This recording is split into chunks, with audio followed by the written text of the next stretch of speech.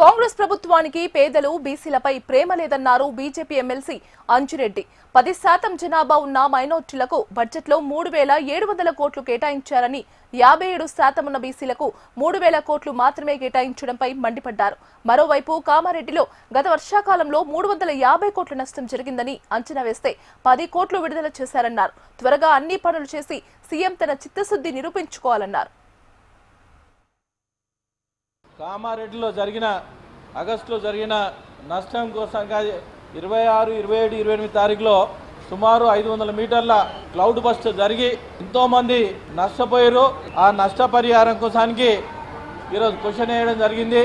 ముఖ్యమంత్రి గారు సెప్టెంబర్ 4వ తారీఖు రావడం జరిగింది కామారెడ్డికి.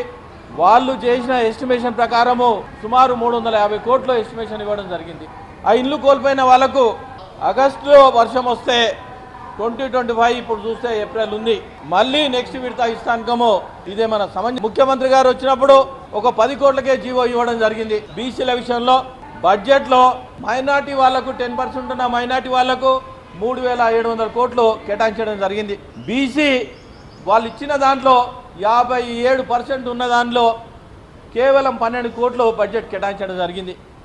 మీ ద్వారా ఒక క్వశ్చన్ అడుగుతా ఉన్నాను.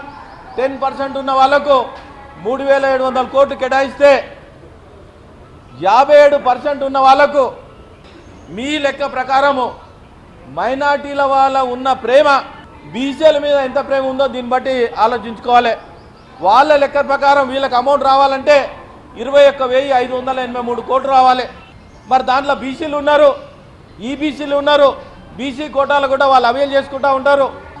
మరి బీసీల మీద ఏ మాత్రం ప్రేమ ఉందో కాంగ్రెస్ ప్రభుత్వాన్ని దీన్ని బట్టి ఆలోచించుకోవాలి. నేను మాట్లాడదామంటే అధ్యక్షులు నాకు మైక్ ఇవ్వలేరు.